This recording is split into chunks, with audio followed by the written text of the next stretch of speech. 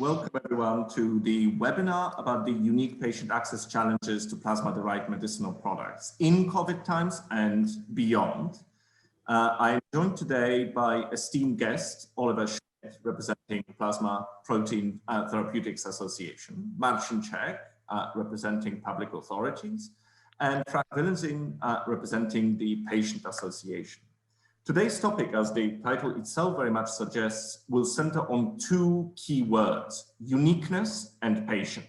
Uniqueness in a sense of how many challenges COVID has revealed, induced, or accelerated in access challenges to plasma-derived medicinal products for the patients. And the patient, because ultimately what we are trying to achieve in this webinar is to paint the picture of the challenges, but also the solutions to patient access to optimal care and optimal care to plasma-derived products. By way of quick introduction, as plasma-derived medicinal products are very unique biological therapies that often treat genetic or rare diseases and very often are life-saving, there's an urgency to deal with the situation where the care is suboptimal or the access to those medicines, to those therapies is suboptimal. And that's why we chose this topic, especially with the background of COVID disruption or COVID syndemic at the forefront. As I mentioned earlier, COVID has definitely revealed some elements that were obviously already there, but we may not have been fully aware of, such as inequalities with access to care.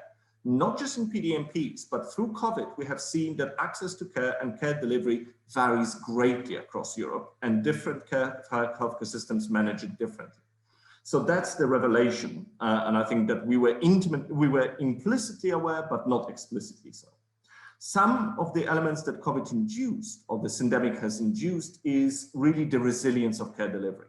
Not just resilience of our manufacturing system, but the care delivery. We have seen systems breaking down, care in rare diseases, in oncology primarily, in many other infectious diseases really breaking down. So that's really what COVID has induced. And other things that COVID accelerated are needs, or maybe more positive elements. What it has accelerated is the recognition that we need more solidarity across Europe, more standardization in patient access. And it is against this background that I would like to introduce our first speaker, Oliver Schmitt, who is the general manager of CSL Behring, but more importantly is a chairman of PPTA Europe. And as a representative of PPTA, the organizer of this webinar, would like to, Oliver, I would love you to give us an overview and more detail about PDMPs and the topic in itself. Over to you, Oliver. Thank you, Thomas. Thank you very much for the nice introduction and the frame you already described. So my duty today, or my pleasure today, is to walk you through the unique patient access challenges to plasma-derived medicinal products in COVID times. In order to do so, I would like to show you a few slides, which could then be the basis also for our discussion. Please, next slide, please. So first of all, who are we? The Plasma Protein Therapeutics Association is a global trade association which represents private plasma collection centers on the one hand and manufacturers of life-saving plasma protein therapies on the other. These companies have a strong manufacturing footprint in Europe. Roughly 60% of our therapies we are using in Europe are produced in Europe. The main focus PPTA is working on, or the two ones better, are first of all, ensure patient access, exactly as Thomas stated already in the beginning, to safe and effective PDMPs. And secondly, ensure a balanced global sufficiency of plasma, which being the raw material is fundamental to produce our products. This slide, in one glance, you see the member companies of PPTA. You see with the four first companies here a strong European presence, which is clearly showing also the importance and input of these companies to the European situation. Next slide, please. So it's not the same when we're talking about plasma, because here you already see a certain difference just looking to the numbers which are shown these figures here show plasma collection centers in US as well as in Europe. Meanwhile, in US, we're talking about more than 840 plasma collection centers run by PPTA member companies in US. Only 150, slightly more, are located in Europe. And if we're talking about Europe, we're talking only about 4 countries in Europe, which are Czech Republic, Hungary, Austria, and Germany. And these 4 countries, I already would like to state that they permit the coexistence between public and private collection centers, and they are the only ones in Europe which collect more plasma than they need for their own self-sufficiency. Next slide, please. Yeah, if we're talking about plasma and plasma derivatives, I think the first thing which has to be done is to talk about what is plasma. So plasma is in us. It's part of us. It's part of our blood. 55% of our blood is plasma. 44% are red blood cells, and 1% are white blood cells and platelets. If then we look into the specific case of plasma, plasma is mainly water. 92% is water. 7% are the proteins we're talking about, and 1% are other products. So if we move to the right and see which are the plasma proteins which are common, quite often used and known, albumin is quite often is known. Immunoglobulins, quite often used also the term of antibodies, are known for in the use of several diseases, which are either rare diseases, life-threatening diseases as primary immune deficiency, where people since their birth are lacking these antibodies, or quite often neurological disease we are linked to autoimmune disease. And last but not least, I would also like to mention alpha-1 antitrypsin deficiency, because we're talking about later on. And lastly, coagulation factors, because coagulation factors on the one hand, as well as immunoglobulins, are part of the WHO essential list of medicine. So therefore you see how important these products are. Next slide, please. So in a nutshell, if we try to understand what are PDMPs, they are made out of plasma, which is natural, variable, and unfortunately scarce resource, as we already saw. Secondly, PDMPs are biological products and not interchangeable. This is quite different to synthetic or biotech products. They're very complex to manufacture, and it takes quite a long time to produce them. We're talking about a life production cycle of 7 to 12 months from vein to vein. First vein is the one of the donor, who is donating plasma for patients who need these therapies, to the vein of the patient, which we will talk afterwards. And here we're talking about a long process, which then also is connected directly to the costs.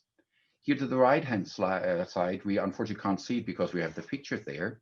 We have a cost comparison between a normal cost for production and raw material of a classical synthetic pharmaceutical, which is around 14–15%. And on the other side, we see the cost for plasma proteins. Here we're talking about a cost which is fourfold the time, almost up to 60%, 57% to be precise. So what we can clearly state here, unique on the one hand, difficult to produce with high cost for the production due to the raw material. Next slide, please. So what about PDMPs and the access challenges? What we can clearly state here is PDMPs have already shown, due to the fact that they're used since decades in countries, they already showed their clinical and societal value, which, for example, the case of primary immune deficiencies has been estimated €1 billion a year, an important amount, which the therapies brings to the system. Nevertheless, we see a lot of challenges to get access, because patients' access is often limited due to different cost containment measures, different pricing and reimbursement systems, which exist in many EU member countries. So what we can clearly state here, and we might talk about it later on, we have great differences, inequalities for patients across the years, which of course does not help. At the end of the day, we talk about a quite fragile PDMP ecosystem, which depends in a certain way on regulations, which are very strict and complex, extremely strict safety measures, a very lengthy and costly production process, which we already discussed before, and quite often uncertain plasma donation volumes. And on this specific last point, I would like to focus, because as we already stated, we are depending on plasma. And when we're talking about self-sufficiency, let's go to the next slide, please, where we will see the dependence of plasma as raw material, specifically for immunoglobulins. So if we look to the left hand, you see here the collection of US centers. You remember the big amount, the high amount of more than 850 centers at the beginning, I mentioned it. And these centers are able to collect so much plasma that is much more than the American physicians prescribe immunoglobulins. So there is a surplus of 57%. On the other hand, if you look into to Europe, which is just beside, you see much more prescription of immunoglobulins and volume and IGs needed compared to that what is collected. So therefore, 38% deficit. The same is also valid for the other continents. But as we're talking here about Europe, it clearly has to be stated that if we don't increase the plasma collection in Europe, we will have serious problems to tackle. Next slide, please. So what are our recommendations as PPTA? Especially keep in mind the experience, as Thomas already stated, during this COVID-19 pandemic situation, which only showed how fragile this balance of the PDMP ecosystem is. Therefore, member states should really focus on two items. The last one I mentioned, enhanced plasma collection, in order to have a greater independency, less reliance on US. And secondly, as important as the first part, to clearly give greater access to patients of patients to PDMPs. Why that? First of all, it has been shown that the economical value and the certile value is enormous. I also only mentioned one case, primary immunodeficiency, but there are others which also could be mentioned. To optimize the access to the patients, trying to get rid, to lift, or at least reduce let's say the clawback and payback taxes. Some countries recently recognized the unique nature and the value of PDMPs and therefore did that, such as Romania recently, as well as also Greece, specifically there for immunoglobulins. So in a nutshell, it has to be stated that both the overall access to plasma therapies in all countries should be facilitated or optimized. Secondly, get more plasma. And this is more or less also what I would like to take as a conclusion. Next slide and last slide, please. So we clearly urge that member states need to recognize the nature of plasma-derived therapies, their ecosystem, and their direct linked economic benefits to it. That consequently, in order to get the most out of it, that they should also optimize the reimbursement policies on the one hand, to give as many patients as possible access to these therapies, which I repeat again, are often life-threatening and rare diseases. Thirdly, in this context, in these specific ones, that also the industry's sustainability in this context should be guaranteed. And lastly, and this is the most important piece right now, to collect more plasma, which clearly showed COVID-19 pandemic is the critical point. We in these days have seen less collection due to lockdowns, to social distance, and this had immediate consequences for patients with a certain delay, which then might have risk to get their product, their therapy they need. About the patient situation, I am pretty sure Thomas will discuss afterwards. So therefore I will stop here. and like to thank you for the attention you gave. Fantastic. Thank you so much, Oliver. And thank you for this lucid and very, very overarching view on, and in the industry view, the association view of what PDMPs are, what process they go, what fragile balance they are in, especially in the disruptive times that we are living in. I'm curious if you could comment maybe a little bit more. You did mention, quite rightly so, that the prerequisite of patient access, and this is the topic of our webinar, the prerequisite is obviously the source material, the plasma.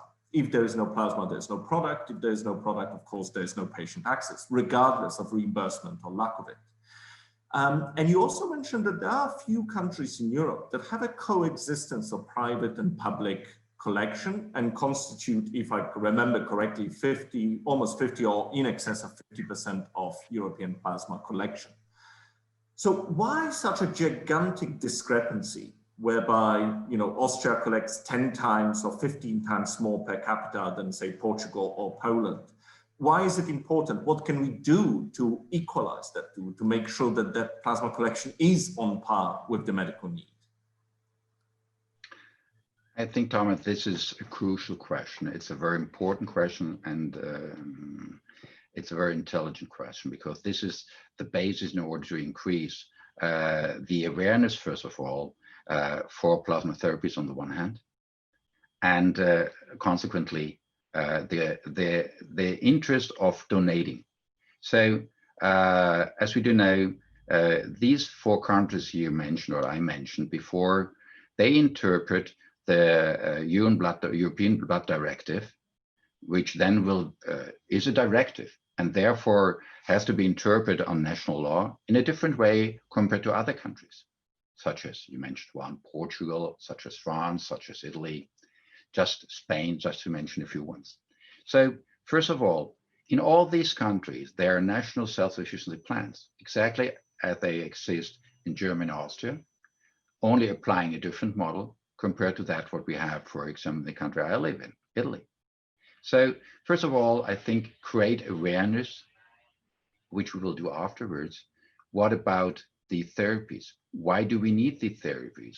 So the donation is not for the industry. The industry exists because there is a need for patients. There is an important need where quite often these products are the only treatment to be given to these patients. So in this context, what has to be done? Probably education, first of all, to better understand what are the basics for the decisions to be taken. And in this context, we do know it's a fragmented, it's a complex system. And the system, in a certain way, has politicians on the one hand, patient association on the other, but in certain countries also donor associations. And if you, in this context, bring donor associations, patients together, as we see, you see immediately a much better understanding what the situation is about. And therefore, in this way, also show why it's so needed to do plasma donation. Last but not least, why do we have more donation in these countries than in others? This directly into the way how these donation centers are organized. If we're talking about a classical country where national self-sufficiency exists, we have mainly full blood donated, which is then recovered, the plasma, and used for the fractionation production of plasma-derived medicinal products. In countries where we have the coexistence of of public centers and privately run collection centers, these private ones are mainly, if they're exclusively based on apheresis plasma collection, which means that you can have a much higher frequency of donation. You have consequently a different way of getting people into the centers, and consequently a better output for the patient in these countries. This was a longer explanation, and as you expected, but sorry, it's a complex area, and I do hope that I've answered part of your question. Absolutely. Thank you so much, Oliver. As you say, the fragile balance of this whole ecosystem and the value chain needs an explanation because it is so complex. And I think this is the perfect moment to move to Professor Lieven-Annemann, who can further elucidate the unique nature of PDMPs and the urgency to ensure access. So building on Oliver's presentation, let's move to Professor Lieven-Annemann. I'm Lieven-Annemann. I'm a professor of health economics at Ghent University, and I'm happy to be here with you. I would like to share with you some key elements of the report that Vintura wrote on plasma-derived medical products. I would like to start, however, with what I call the key principles of a good healthcare system. And those three principles are quality, solidarity, and sustainability. Quality is obvious. We want good healthcare systems to deliver the best possible quality of care to our patients and to our citizens. The second one, solidarity, means that two people with the same need also deserve the same quality of care. It's a human right. It's Article 25 of the Declaration of Human Rights that states that every citizen has the right for good health care. The third principle is sustainability. That means that if we still want to guarantee good care for everyone in 10 or 20 years from now, we have to make sure that we don't waste the money in the system, that we spend our euros and our dollars wisely. These three principles clearly apply for the PDMPs. Why? Well, first of all, quality, that's quite logic. We see that these products offer a lot of quality adjusted life years because they save lives, they improve the quality of life of patients. There are plenty of data on that. And also they have an important socioeconomic benefit then, because people can have a normal life, pretty normal life, can be very productive, can contribute to the economy. So the socioeconomic benefits of these products are huge. Solidarity, there we see an issue, because as I said, everybody who can benefit from this product should also have access to these products. And that means that we have to guarantee that entire chain from donor to patient. And there we see in that change already some disruptions, and we have to avoid those disruptions. All those who are convinced about the value of these products, and I think everybody should be convinced about the value of these products, should also be convinced that we have to avoid any possible disruption at any point in that chain from donor to patient. It starts already with getting the plasma. We see there that there is kind of an imbalance, because there are 4 countries that are responsible for more than 55% of the obtaining the plasma. And we see that, that this is maybe not sustainable. We know that we will need even more of these products in the future because of the demographic changes, and these diseases require longer and for a longer time treatment. So that means that we have to find a balance there, and that we have to find incentives that also more European countries can obtain more donors of plasma. It's not a coincidence that those 4 countries that I referred to apply clear incentives for their donors, and that's really very effective and good practice, and should be applied more also in other countries. Availability also has to do with money, of course, and that brings us to the third key principle, namely sustainability. And there we see that there are challenges on 2 levels. First of all, what we could call the formal patient access procedures, reimbursement. We see that not everywhere the reimbursement of these products is optimal. We need to look at what we call cost effectiveness. What is the cost of the products and what is their effectiveness? But we have to look at more. We see that more and more countries adapt their reimbursement procedures and criteria to bring in 2 additional elements, namely the medical need, and no doubt that the medical need is very high for most of the conditions that we treat with the PDMPs. And we also have to bring in budget impact. I proposed, and it's also written in the report, a concept which I call value-informed and affordable prices. That means that the price of products is in relation to the value that they deliver to the patient, but we keep there in the calculation also the importance of the budget impact and the medical need. And by doing that, we will see that we can really find that these products can be value for money in that broader concept. So we have to get away from the what some people call the cost plus price. Just give us your cost of your production and development, and that will be then your price with a little bit of margin. No, we have to pay for value. Value is of crucial importance, especially now in a world where we go to what we call value-based healthcare systems. And with that regard, I would like to point to two other elements that are also clearly written in the report. The first is cost containment measures. On first sight, it looks logic that, remember, given sustainability of healthcare systems, that countries try to contain the costs of care. However, there are two dangers. First of all, it might be very linear sometimes, so not making a distinction anymore between products of high value and products of low value. And second, it doesn't take into account the complexity of some of the products. We can easily refer also to vaccines. In many countries, vaccines are receiving an exemption of cost containment because they are complex to produce and because they have a huge societal benefit. So I think when we talk about PDMPs, that the same criteria apply, and we have to be really very careful with purely cost containment, which ends up sometimes to be really cost myopic, and that's not what we want. We want to keep that value always in the picture when we want to make good healthcare decisions. And that brings us to another element, that is tenders. Again, the same story. If tenders are purely based on price, then we get a race to the bottom of those prices, and moreover, we forget to bring in again the element value.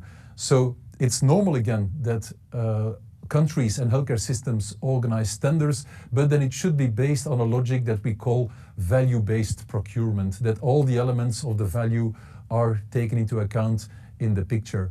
And also that we have to make sure that when products are not interchangeable, that we allow several products still to be available to patients, that clinicians have the choice to work with those products. So it's very important that we pay attention to those issues.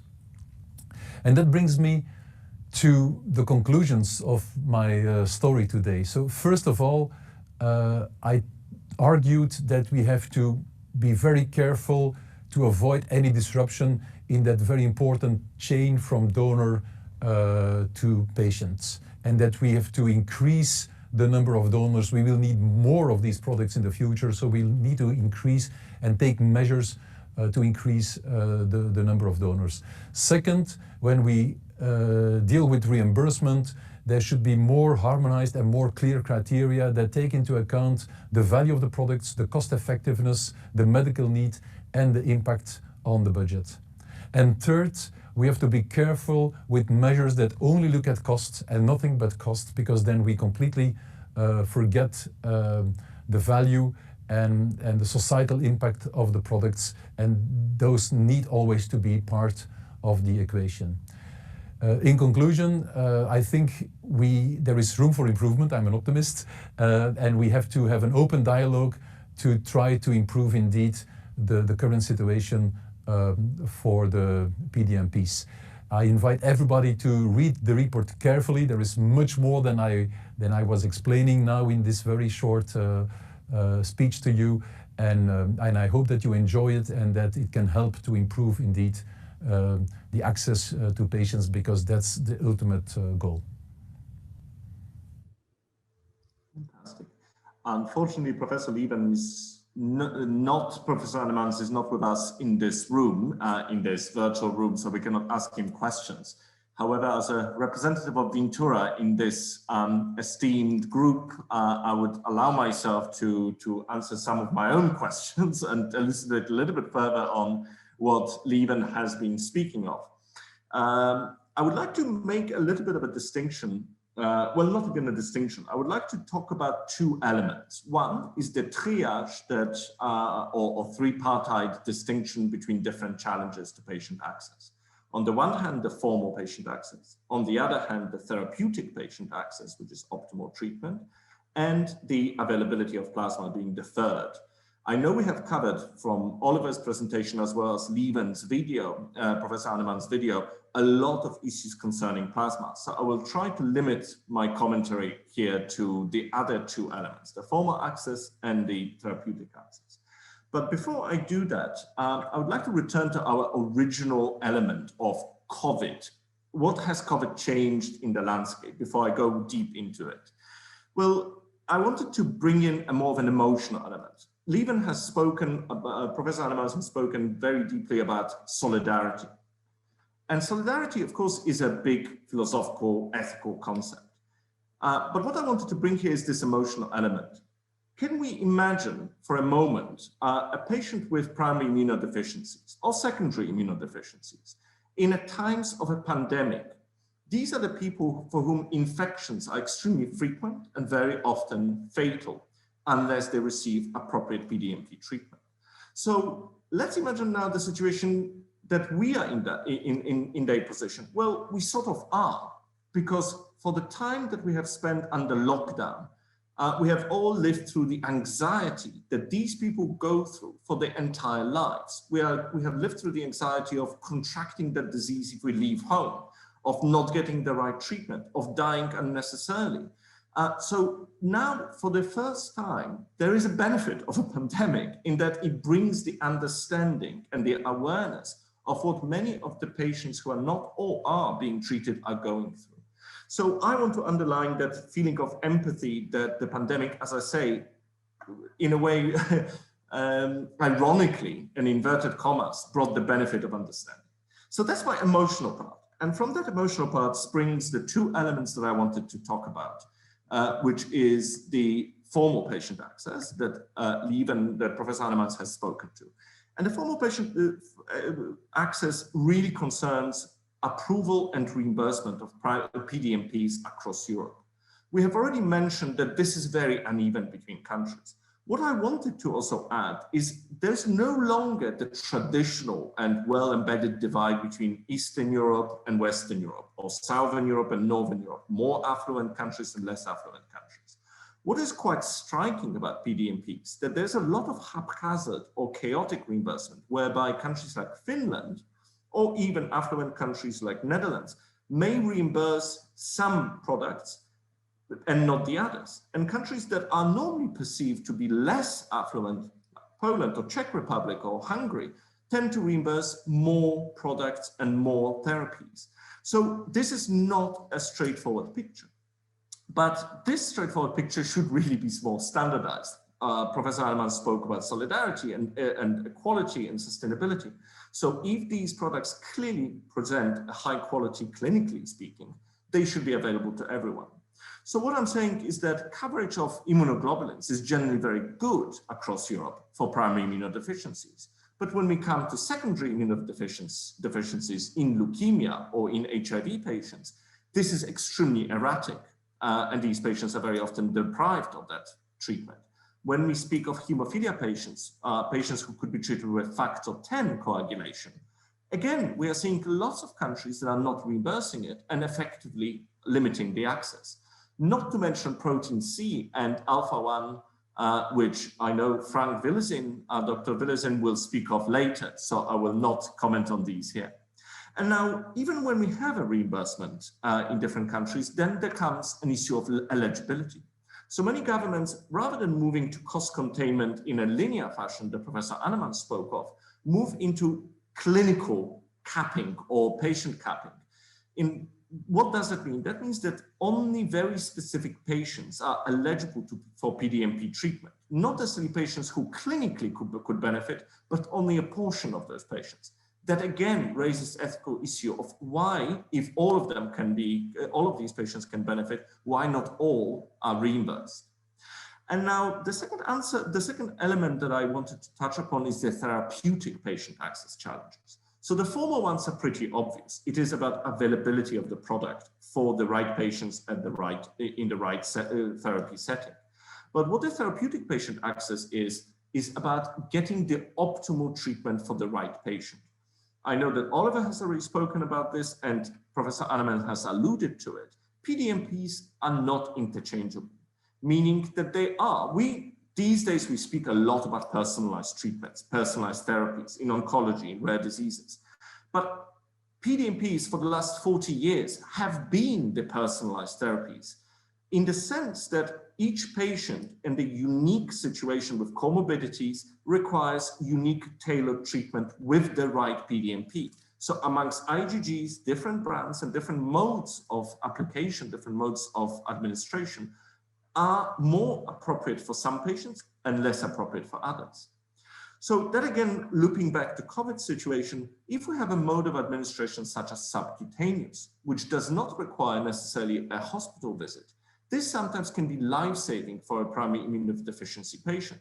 If a primary immunodeficiency patient cannot visit hospital for fear of infection, or the hospital capacity is at its limit because of the COVID overcrowding, literally the home delivery or home care of a patient like this with subcutaneous is paramount, is of absolute importance.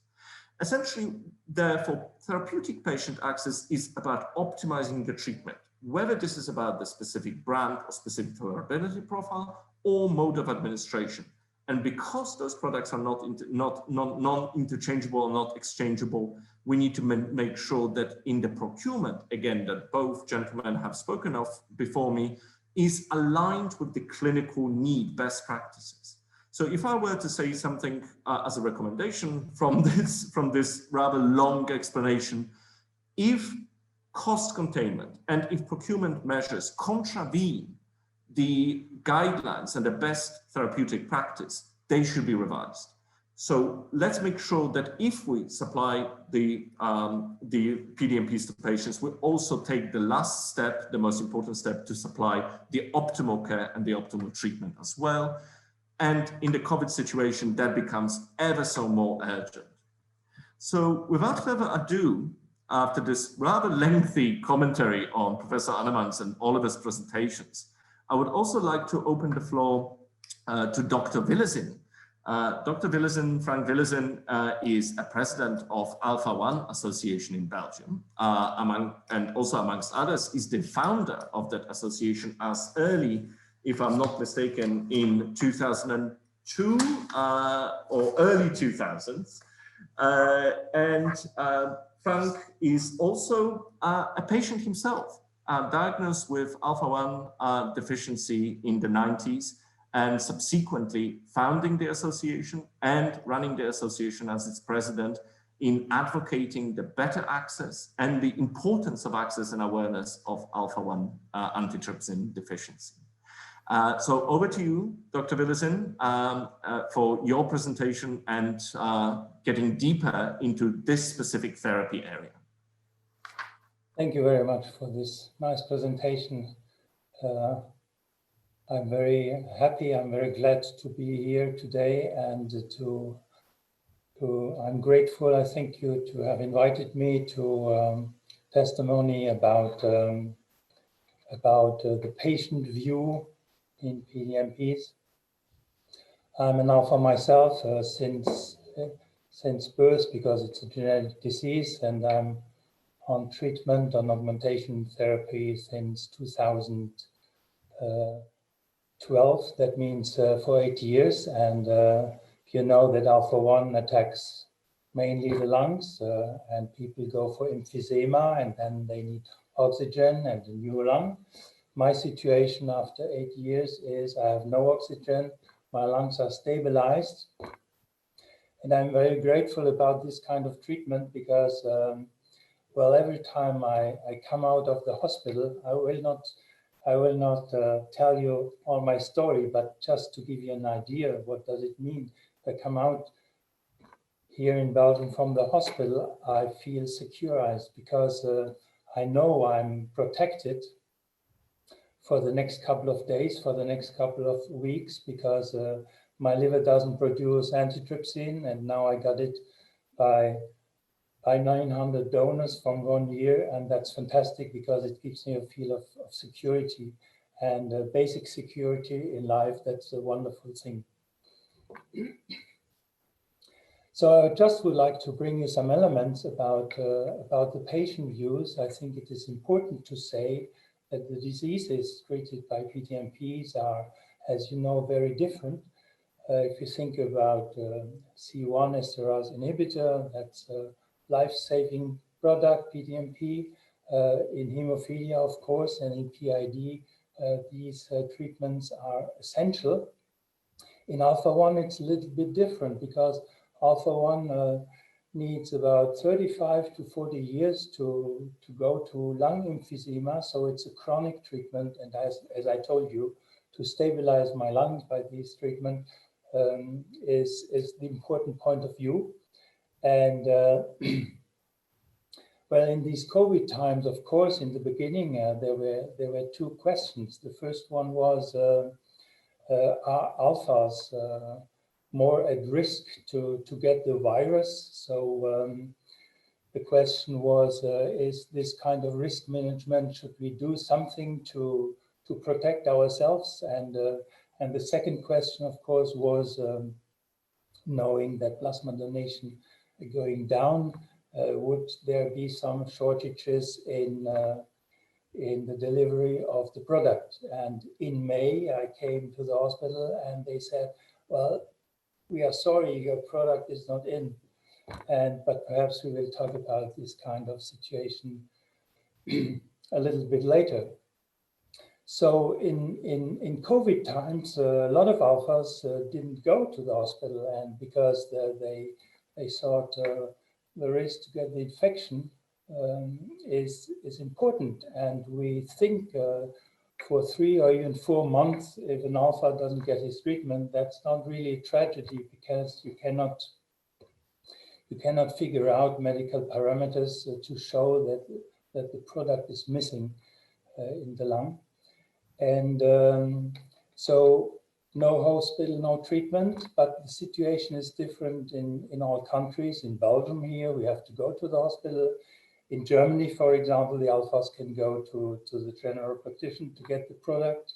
And even, of course, some home treatment were initiated in June and July, but things didn't go the best way, because by home treatment, not only you have to get your product by a nurse or by somebody who is specialized in IV, but also, well, you have to get all these products to sterilize, to get ready in an ambience at home that there is no viral infection. And a couple of situations were realized, but it couldn't go further for more than a couple of weeks. So in alpha-1, we are, as in the other diseases, we are in the management of chronic diseases, in rare diseases. That means, as you know, well, treatment are often lifelong. And so, well, alphas and people who are on treatment by PDMPs, they know about these kind of situation. They have to improvise, even they have their product at home if it's possible, or they have to know how to get it quite quickly because of course emergencies we have to avoid. And so just to say, as an alpha, the most important thing is to avoid exacerbation like bronchitis, like pneumonia, because in alpha-1, every time you get an exacerbation, the whole system, the whole quality of life is going a step down. And so we live with the risk, not only during this year, but since personally as 8 years, I know about this kind of danger, and we have learned in a certain way, and we train ourselves inside the alpha-1 patient associations to manage this. That means, for example, that we know that the alpha-1 community around the globe is about 10,000 alphas, completely underdiagnosed, because we know there are more than 120,000. And out of these 10,000 we follow in a certain way or another, during these 6 months, there are only 18 to 20 people who had to stay in, unfortunately. But to say, well, alphas are quite well protected because they went by cocooning to stay at home and to wash their hands and all these social distancing we know about. So things went quite well. As I told you, the situation is different in every country. I would like to give you an idea by my first slide, which will show you the European countries in Europe.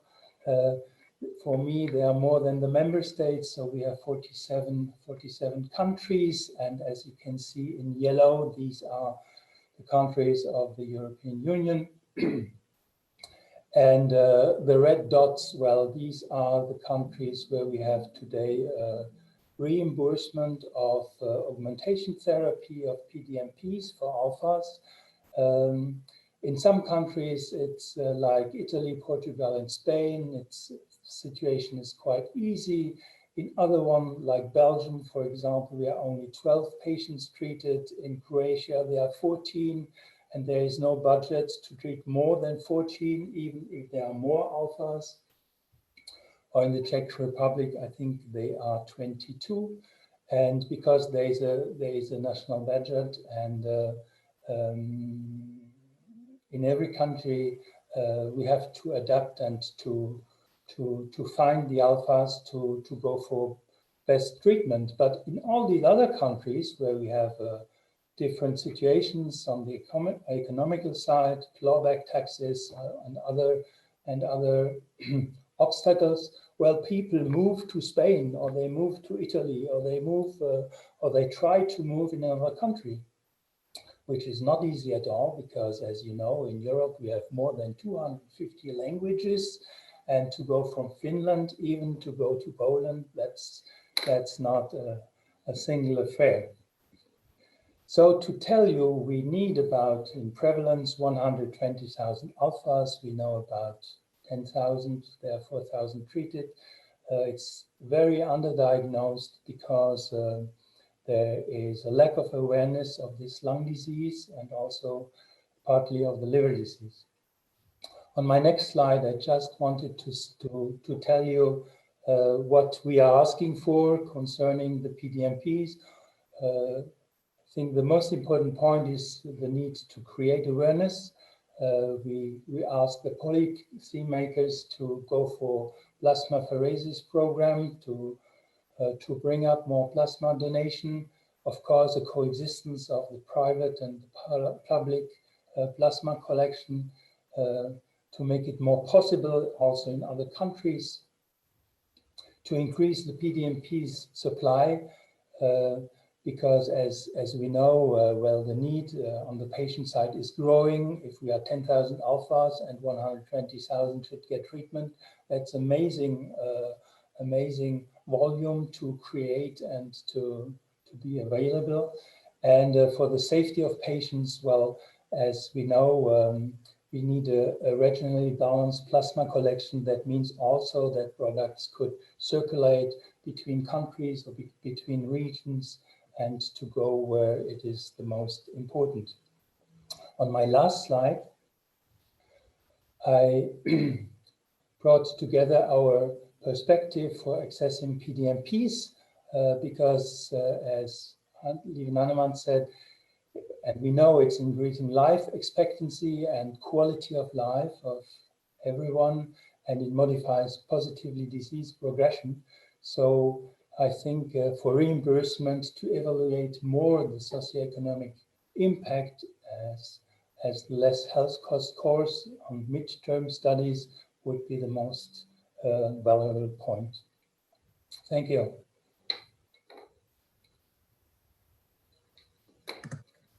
Thank you so much, Frank. Thank you so much, Dr. Willersinn, for this really revealing and proper patient perspective, so critically important and so incredibly deep in terms of what patients are truly going through and how big of a challenge you and people within your association have.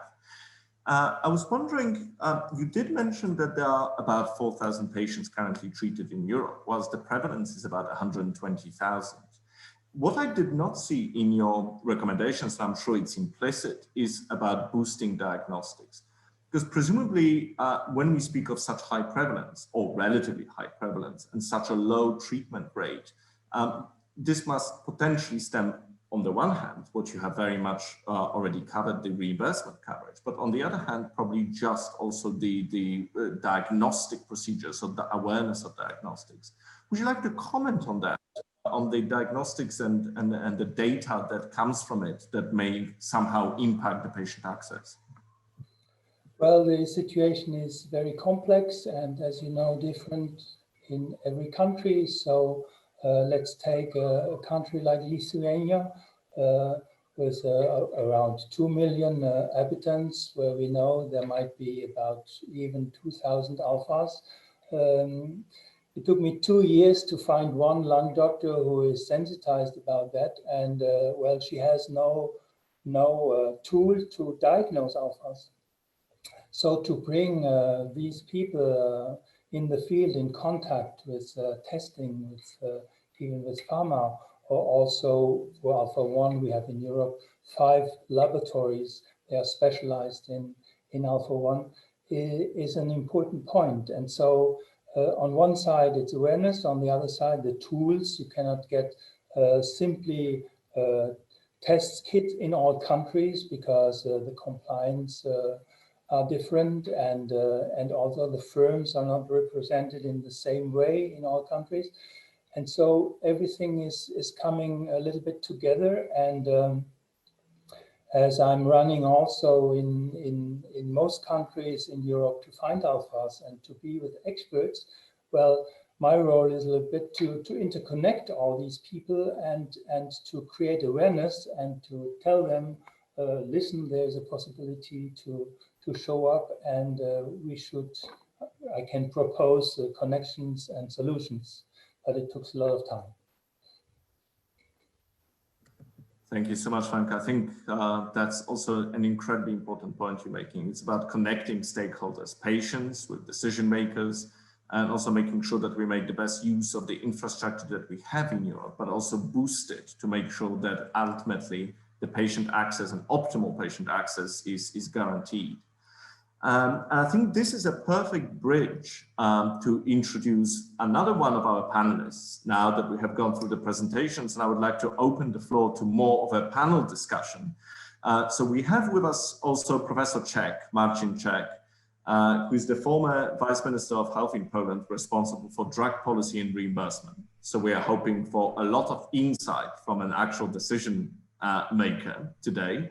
And Marcin is also an epidemiologist, as well as a pharmacoeconomics professor at Warsaw University of Technology. So a multifarious qualities there, Marcin, and obviously supplementing what has already been said from the patient perspective and the industry perspective. The way I would like to start our panel discussion is really starting with a question to Marcin, but also extending that same question to Oliver and Frank. I think with patient access, whether this is PDMPs or any other therapy, especially complex and life-saving, there seems to be always some disconnect between different stakeholders, of which Frank spoke, in definition and agreeing what value of that treatment is. And that disconnect on the value is typically leading to grave consequences, either limiting access or having unforeseen consequences in cost containment measures or in procurement measures that are not supplying optimal treatment, you name it. So given that there is such a disconnect on understanding, awareness, or agreeing what that value is, I would love, Marcin, maybe you could help us understand a little bit more the socioeconomic aspect of PDMPs, they value socioeconomically, and what does that mean for patient access? what should we review, what should we revise in light of the socioeconomic value that PDMPs have. And Marcin, as always, these days on Zoom and Teams, we may wish to ask you, we ask you that you unmute yourself. It's already done, it's unmuted. Thank you for that question. It's very interesting indeed. And I will try to share with you some of my experiences as a decision maker. Clearly, Marcin, sorry for interrupting you. Maybe it's a video, the camera, we cannot see you. Is it better now? Yes, that's great. Thank you. Sorry for that. Okay. Let's so I will start again as we are recording, so there will be no problem. I can't see myself, so you probably blocked the view or whatever. But if it is okay now, I will leave it like that, and I will. It's okay. Yes. Yeah, we can see you in full glory. Oh, excellent. So I will start again. Thank you very much for this question. It is very interesting indeed. I will try to give you some of the view of the decision maker and the person that played an important role in the system in terms of granting reimbursement. I think we should have a broader view to socioeconomic aspects of PDMPs and their use. Of course, sometimes the decision makers, they apply this narrow view. So they say, okay, the cost per unit is important, and we pay for a service, or we pay for a drug. In fact, it does not reflect its value at all. The value can, in socioeconomic terms, can be viewed through the prolonged life thanks to treatment, and undoubtedly using PDMPs, we prolong lives. And not only we do that, we also increase the quality of lives of the patients. And traditionally in health economics or pharmacoeconomics, we perceive the single technology assessment and single technology through quality adjusted life years. So through the quantity of life, so the number of years, and also quality of life.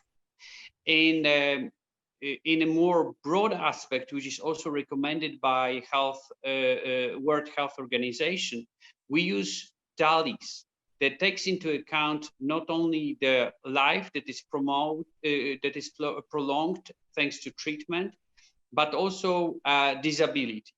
And turning it around, if we don't treat, you have a certain cost associated with no treatment, and this is the loss due to shortening lifespan, and it was the case, let's say 20 or 30 years ago with hemophilia, with immunodeficiencies and other conditions, and also disabilities. And if you take the diseases that can be treated with PDMPs and look from the decision maker's perspective, you have really great gains.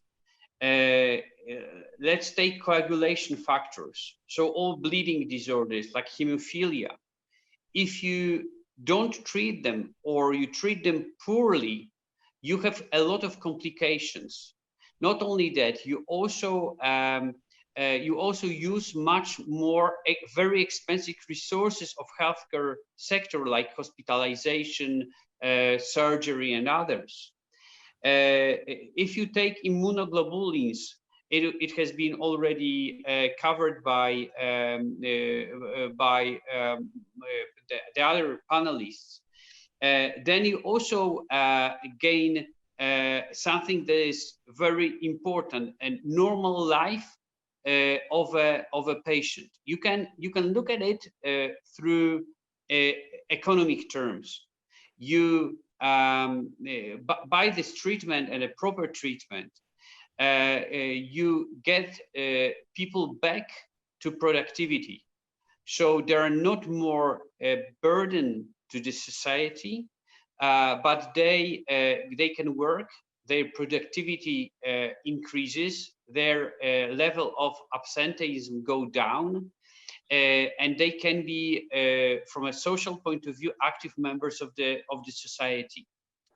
And I think it is very important, because this is real value that is given. So the place in the society, indirect costs.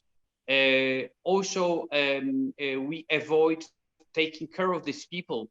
So the third people who are involved in taking care of a hemophilic child is no longer needed to that extent. It is also important. So I think that another angle is quality of life that is important here. So no matter what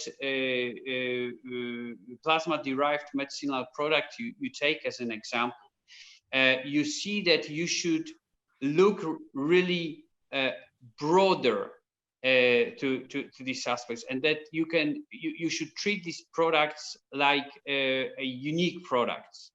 I will give you one example I had in my country, in Poland.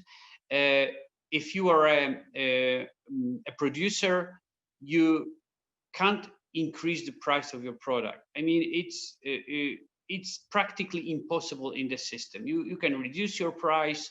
There are negotiations.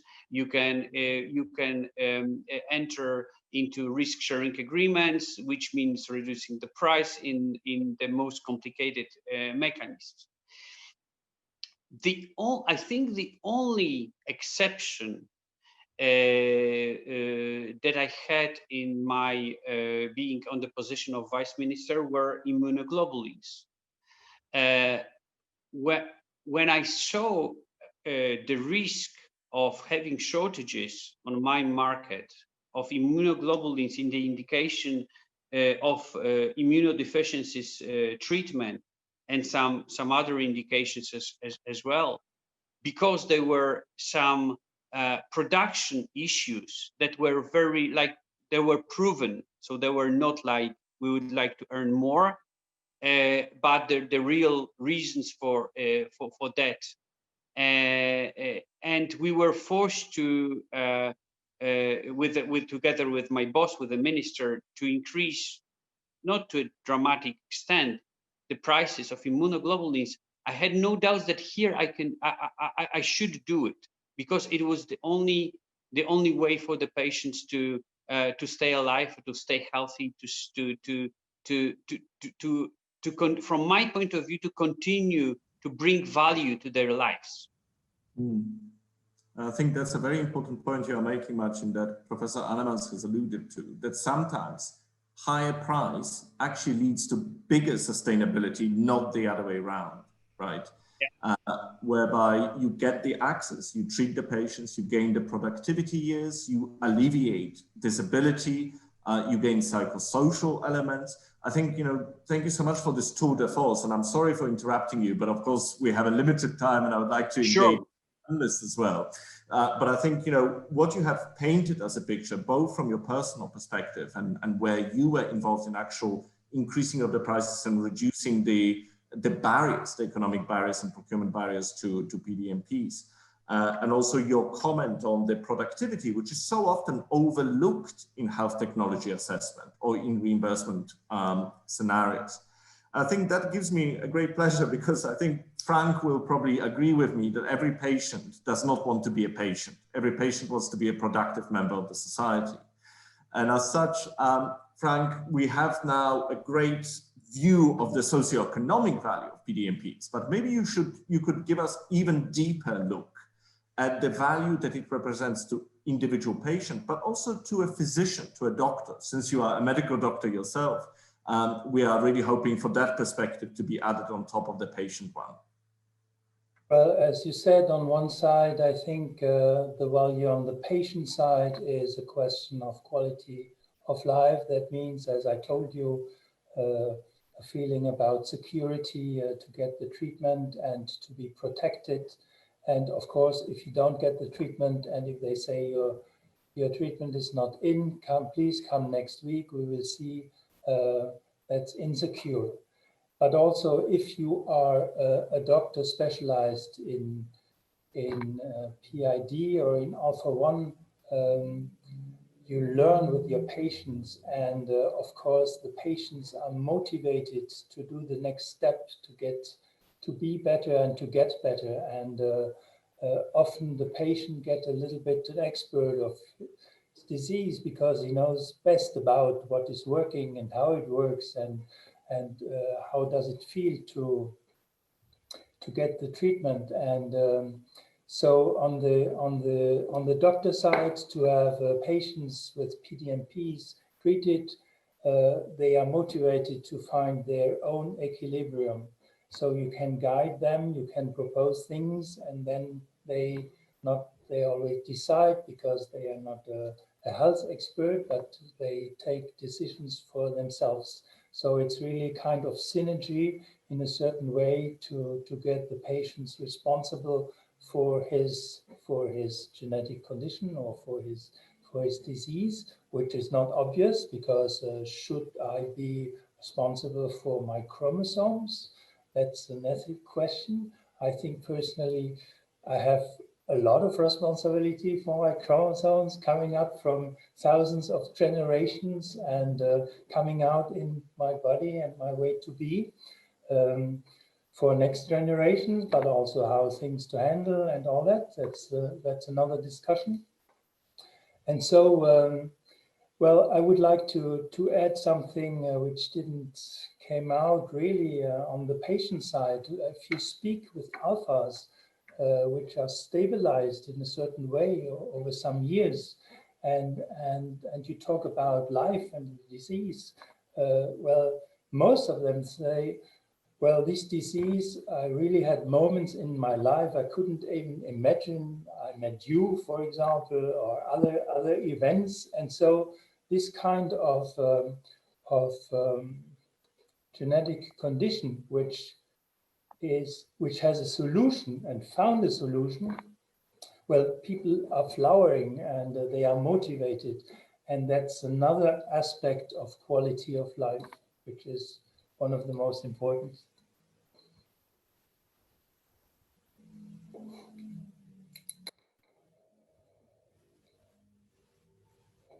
Tomasz, you should unmute. I'm afraid you are still muted. It's a very common mistake, isn't it? It's a revenge. It is the revenge. It is the revenge. So thank you so much, Frank, for this incredibly important perspective and for deepening it and really linking it to what Marcin was saying from a decision maker perspective, from your private experiences. So what always strikes me as rather peculiar, I mentioned earlier that we have often this disconnect, the disagreement about what constitutes value.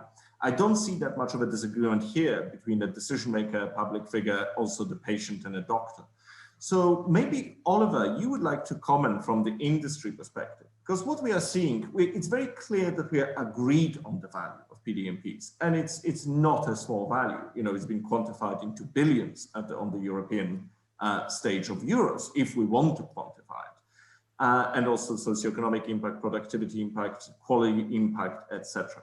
So given that we are agreed on that value, why is it that there's such a heterogeneity and so many barriers to patient access across Europe? Some of them economic, like cost containment measures, other procurement-based, like cost-driven tenders, others maybe in terms of collection of plasma, not allowing the coexistence of private and public.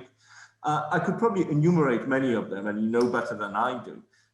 So if you'd like to comment on the one hand, agreeing on the value, on the other hand, not allowing, not enabling that value to be fully realized. Thank you, Thomas, and thank you for the contribution of the other panelists. A very good question, and May I start with Professor Czech? So Professor Czech stated that also linking his talk to Professor Arnemann's brief presentation, this system, this overall system works if we have a holistic approach, if we link the different stakeholders together. And this is something which unfortunately in many countries in Europe still does not work well. We have several examples where we have silo thinking, where, for example, the budget for pharmaceutical expenditure is clearly separated from the other expenditure for the national or regional health system.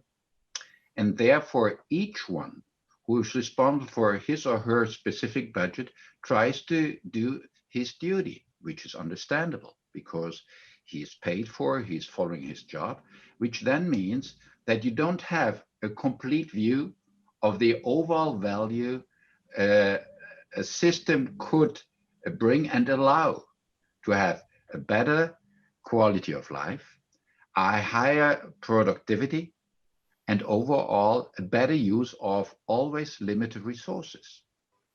I think this is probably in a few words the reason why we have some enlightened countries where the vision of Professor Arnemann's of the famous triangle has already been partially or almost fully implemented, but many other countries which still believe that the cost control and the cost containment in this context is the first aim, the first goal to be achieved.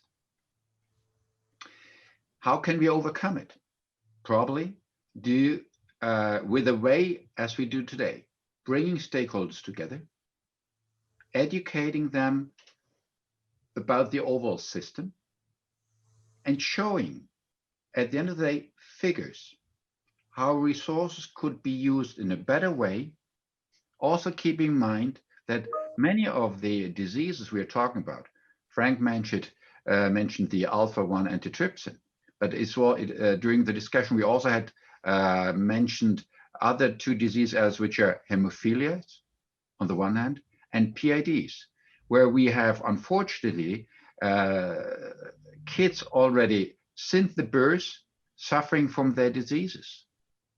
Here, for example, using early prophylactic treatment in order to, let's say, preserve joints in case of hemophiliacs or less infection in case of PIDs, will have immediately a better outcome for patients' life, patients' overall chance to also grow without any further health system, and giving his or her value to the overall society. So here, in a nutshell, we have to bring people together.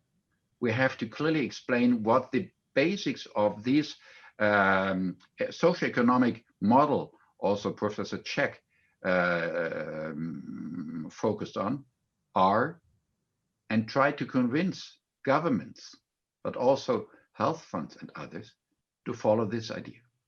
From an industry point of view, we can do our part in order to support the system being sustained in the way how plasma-derived medical products can be produced with better collection, increased collection, therefore also giving more product to patients, but also in case when we have, due to COVID, a different situation due to the fact that we have less plasma available for produce these patients, therefore not a production issue as it happened in Poland, as I've understood, which then increased the prices for these products, but specifically due to, let's say, external factors, which are force majeure in case of a pandemic, which however have an immediately effect on the sustainability of the product and, let's say, the overall industry.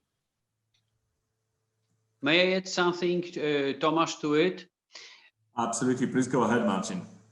I think that if we consider treatment like in hemophilia, for instance, or PID as an investment rather than a cost, in this cost saving, cost containment view, it's an investment in secondary prevention, really.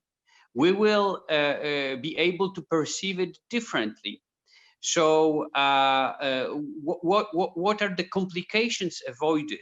What are the losses avoided in terms of people being disabled and not being members of the society, unproductive, etc. So that changes slightly the angle here and the point of view. And I think for the responsible decision maker, it is important to see all these aspects and not only to have a narrow view of the silo budgets for drugs and not seeing anything else. So I think this is important.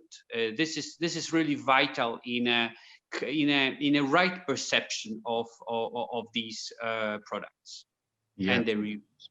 And I know, Oliver, please respond, and I would love to also involve Frank in the discussion, but please respond to Marcin. Absolutely. No, I just would like to add, I'm very happy about this junction to my comment. At the end of the day, you made the point already. Here we're talking about value. And today, all people doubt value-based healthcare. If we fully understand what does it mean, what is the definition of value-based healthcare, and break it down to the different stakeholders, starting with Frank, because at the end of the day, it's always the focus of the patient, the first one we should have. It's a patient-centric system, which, however, has immediate consequences for the society and for the other stakeholders, such as of the industry. And in this complex situation with plasma-derived medicinal products, we also have to keep in mind the donor. So if we are able to create this loop, bringing together all these stakeholders, trying to explain and to convince them what does it mean value-based healthcare for each of them, and which part can be gained overall in the best use of their limited resources, then I'm pretty sure we would have made an important step forward. Thank you. Oliver and Marcin, thank you so much. You know, inexorably, we have moved to the level of recommendations. With your comment, Oliver, about connecting and having a multi-stakeholder platform, and Marcin's comment about changing the view of cost to investment. Of course, no change of view, no change of awareness will happen unless we sit together and listen to each other to understand, not just bring each other's agenda. And that's, I'm sure, what Oliver, you are saying about multi-stakeholder platform, holistic view. And of course, as you said yourself, the holistic view as a recommendation, the multi-stakeholder engagement, the changing of the view must involve the patient, must involve the physicians who deliver their care. So Frank, over to you. I would love to hear your recommendations, either building on what has already been said or something unique that you have to add to this discussion.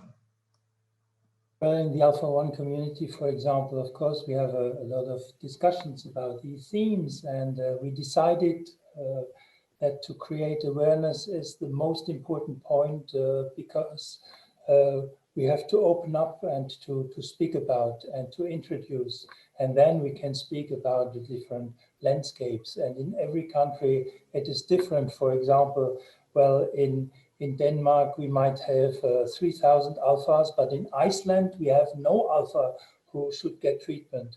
And if you are a health minister in Iceland, so you have not the problem with the budget for alphas because there are nobody to treat. And so what I would like to say, every situation is different. And all this coming out of national health state for 150 years, and perhaps Europe of tomorrow will change in a certain way, and also how to treat rare diseases by PDMPs. And so to open up horizons, or to look over the horizons, not only for cures, because we will, even if there's genetic treatments for different diseases, there will always be a necessity for PDMPs and more new markets coming up. Like, for example, I open up a parenthesis in Dublin. There is a professor and he uses alpha-1 antitrypsin to treat COVID because the whole cytokine storm goes down, which is a new event and a new phenomenon. Like we have IgGs for rare cancers or different diseases. So all this evolution is creating plus value, not only on the economic side, but also on the patient side. And so to create awareness and to motivate people to tell stories and to make them active and to say, you should get your treatment and you have to tell your story. That's on our side the most important point. I think to round off our discussion, I would like to ask each one of you to maybe make one sentence or at least one single action that you would like to see implemented tomorrow from yourself or from the external stakeholders. It would be wonderful to hear of a very succinct but also very powerful recommendation that we can use this webinar as a platform to issue to the external world and to those who want to listen. Let's start with Marcin. You have spoken of socioeconomics. What is your recommendation going forward? Well, I would say look at true value of the product, what value it brings to the society, to the patients, and to the economic status of this patient. And I would see some maybe parallels with vaccines. Nobody had any doubt that vaccines, they act in primary prevention. Here you have the products that have their role in secondary prevention. Why not to look at them a little bit similarly in terms of using different tools in the healthcare sector? So that would be as a conclusion from my side. Thank you, Marcin. Of course, both products have very long and very complex production and also rely Absolutely. They have similarities. So I think the parallel can be drawn to some extent. Oliver, a recommendation from you, if there was a single action that we can all accomplish, what would that be? Well, keep in mind, first of all, the patient. I think the most important action today would be to have more raw material available to serve patients for life-saving therapies. So increase collection of plasma, reduce barriers which are currently existing, which inhibit this kind of collection in order to make this business or the therapy here available, sustainable for patient as well as industry, and of course then also the society by itself. Wonderful.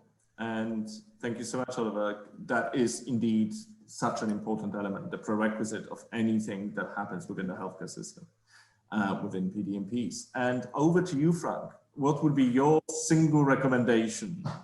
My single recommendation are on two levels. I think on the basis to create awareness for plasma donation and for PDMPs, that's so important. But on a higher level, let's say it like that, we should stop discrimination because there is treatment and every patient should get the best treatment we know today in all Europe and all around the globe, of course. So stop discrimination. Fantastic. So we have solidarity, this lack of discrimination, change of view and understanding of value, and keeping the patient in the center.